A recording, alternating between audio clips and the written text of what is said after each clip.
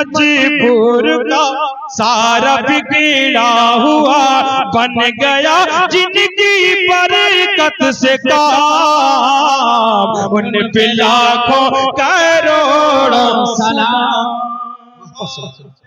رضی اللہ عنہ کا شعر ہے جو انہوں نے اپنی مجبوری ظاہر کی، فرمایا ما ان مدحت محمدا بمقالتی ولیکن مدحت مقالتی بمحمد۔ ترجمہ، میری بھی سعادت نہیں کہ اپنے اشعار سے مدحت رسول کا حق ادا کر سکوں، ہاں میں نے ذکر رسول صلی اللہ علیہ وسلم سے اپنے اشعار کی ضرور مدح سرائی کی ہے۔ کسی اردو شاعر نے کہا، قلم میرا قاصر الزباں میری عاجز محمد کی عظمت بتاؤں میں کیسے، قلم میرا قاصر الزباں میری عاجز محمد کی عظمت بتاؤں میں کیسے، محبوب رب امام الرسول و فضائل مکمل سناؤں میں کیسے۔ ملت اسلامیہ کے دھڑکتے دلوں، بعثت نبی صلی اللہ علیہ وسلم سے پہلے کوئی حکمرانی کرنے کے لیے تیار نہ تھا اور نہ نظام مکمل تھا، اور عدالت و انسانیت، امانت و دیانت، عصمت و عفت، صلاح و تقوی، زہد و ورع کا جنازہ نکل چکا تھا۔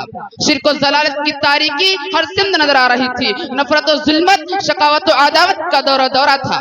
کسی اردو شاعر نے کیا ہی خوب منظر کشی کی ہے، بدی کا زور تھا، ہر سو جہالت کی گھٹائیں تھیں، فساد و ظلم کی چاروں طرف پھیلی ہوائیں تھیں، ذرا سی بات پر تلوار چل جاتی تھی آپس میں تو پھر جنگ آتی ہی نہ تھی دو چار کے بس میں۔ اگر لڑکی کی پیدائش کا گھر میں ذکر سن لیتے تو اس معصوم کو زندہ زمین میں دفن کر دیتے، غرض جو بھی برائی تھی سب ان میں پائی جاتی تھی، نہ تھی شرم و حیا آنکھوں میں گھر گھر بے حیائی تھی۔ مگر اللہ رب العزت نے جب ان پر اپنا رحم فرمایا تو عبداللہ کے گھر میں خدا کا لاڈلا آیا۔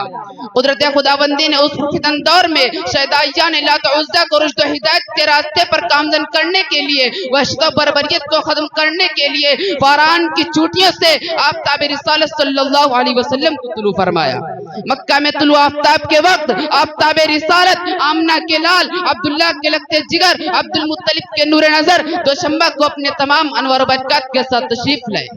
آپ ایسے وقت پیدا ہوئے جس سے لیل و نہار دونوں نے فیض حاصل کیا۔ سبحان اللہ سبحان اللہ، ایک عجیب ماحول ہے، نور ہی نور نظر آ رہا ہے۔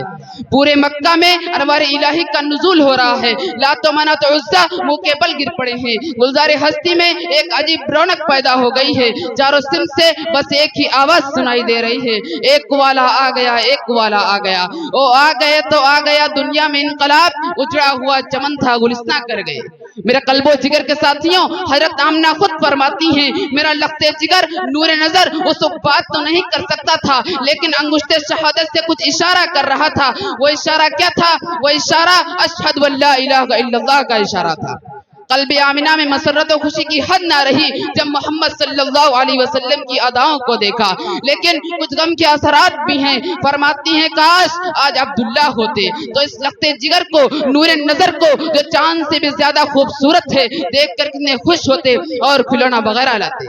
غیب سے آواز آتی ہے، اے آمنہ فکر مت کرو، میں اس کا رب ہوں، مربی بھی استاد بھی سب کچھ ہوں اس کا۔ اگر یہ بچہ کھلونا مانگے تو میں چاند کو کھلونا بنا دوں گا، اگر سیر و تفریح کو دل چاہے تو معراج پہ بلا لوں گا، اگر کوئی شہادت طلب کرے تو پتھروں سے بھی کلمہ پڑھا دوں گا۔ اس کے بعد عبد المطلب آتے ہیں، سوال کرتے ہیں آمنہ کوئی نام سوچا ہے؟ آمنہ کہتی ہیں جب سے یہ بچہ پیدا ہوا ہے کہ زبان پر قابو ہے نہ دل پر، ذہن میں کئی نام آتے ہیں لیکن دل میں دستک ہوتی ہے کہ محمد صلی اللہ علیہ وسلم۔ عبد المطلب نے کہا سبحان اللہ، اے آمنہ اس نام کو اور اس نام کا بچہ میں نے پورے جزیرۃ العرب میں نہ دیکھا اور نہ سنا۔ آمنہ کہتی ہیں آپ نے تو نام نہیں سنا ہوگا، اس جیسا بچہ پورے جزیرۃ العرب ہی کیا پوری دنیا میں موجود نہ ہوگا۔ یہ وہ بچہ ہے جس کی تعریف رب کائنات خود کرتا ہے، وَرَفَعْنَا لَكَ ذِكْرَكَ۔ ملت اسلامیہ کے پاسبانوں، آپ صلی اللہ علیہ وسلم کا نام محمد ہی نہیں تھا بلکہ عنوان بن گیا تھا۔ ہمارے نبی صلی اللہ علیہ وسلم کے اندر حضرت آدم علیہ السلام کی صورت تھی، حضرت شیس علیہ السلام کی معرفت تھی، حضرت نوح علیہ السلام کی شجاعت تھی، حضرت ابراہیم علیہ السلام کے اخلاق تھے، اسحاق والی رضا، صالح والی فصاحت تھی، لوط والی حکمت، یعقوب والی بشارت تھی، موسیٰ والا جلال، ایوب والا صبر تھا، یونس والی اطاعت، یوسف والا جہاد تھا، داؤد والی خوشحالی، دانیال والی محبت تھی، الیاس والا وقار، یحییٰ والی عصمت تھی اور عیسیٰ والا زہد تھا۔ میرے نبی سارے انبیاء علیہ السلام کا خوبصورت گلستہ تھے۔ اس کے بعد تیر حلیمہ کی جاگی رحمت کے بادل چھاتے ہیں، گھر جگمگ جگمگ ہوتا ہے تشریف محمد لاتے ہیں۔ حضرت حلیمہ پر نور صلی اللہ علیہ وسلم کو لے کر دبلی پتلی سواری پر سوار ہوتی ہیں۔ اس کمزور سواری کو محمد بن عبداللہ کی برکت سے طاقت و قوت عطا ہوتی ہے اور قافلہ والوں کی سواریوں سے آگے نکل جاتی ہے۔ سبھی حیرت زدہ ہوتے ہیں کہ حلیمہ کی اتنی کمزور سواری کو اتنی طاقت و قوت کہاں سے آ گئی کہ اتنی تیز چل رہی ہے۔ جب حلیمہ گھر پہنچتی ہیں تو تمام گھر انوار و برکات سے پر تھا۔ سبحان اللہ سبحان اللہ، کسی شاعر نے کہا محمد کی کہلائی مادر حلیمہ تیری شان اللہ اکبر حلیمہ، محمد کی کہلائی مادر حلیمہ تیری شان اللہ اکبر حلیمہ، تیری بکریوں کو پانی پلائیں جو ہیں ساقی اب کوثر حلیمہ۔ برادران اسلام، آپ صلی اللہ علیہ وسلم کے شباب کا دور بھی عجیب ہے۔ محسن انسانیت اپنے چچا کے ساتھ شام کا سفر فرمایا۔ تجارت کی غرض سے راستے میں ایک راہب نے حضور صلی اللہ علیہ وسلم کو دیکھا اور تورات کی تمام علامتوں پر غور کیا تو ابو طالب سے فرمایا کہ اس بچے کو آگے مت لے جاؤ، یہیں سے واپس ہو جاؤ، جو علامت میں نے تورات میں پڑھی تھی وہ تمام اس کے اندر پائی جاتی ہیں، شاید کہ آخر الزماں صلی اللہ علیہ وسلم جو آخری نبی ہے۔ ابو طالب وہیں سے واپس ہو گئے۔ اس سفر میں ابو طالب کو بہت نفع ہوا۔ محسن انسانیت جس طرح اخلاق و کردار میں خوبصورت تھے، اسی طرح حسن و جمال کے اعتبار سے بھی خوبصورت تھے۔ حضرت عائشہ صدیقہ فرماتی ہیں کہ حضرت یوسف علیہ السلام کو دیکھ کر ان مصر کی عورتوں نے اپنی انگلیاں کاٹ دی تھی، اگر ہم محبوب کبریہ صلی اللہ علیہ وسلم کو دیکھ لیتی تو اپنے دل کاٹ دیتی۔ اگر میں حسن و صفاتی اور جمالی ذاتی بیان کرنے کی کوشش کرتا ہوں تو شیخ سعدی رحمۃ اللہ علیہ کا شعر یاد ہے، بلغ العلا بکمالہ کشف الدجا بجمالہ، بلغ العلا بکمالہ کشف الدجا بجمالہ، حسنت جمیع خصالہ صلوا علیہ وآلہ۔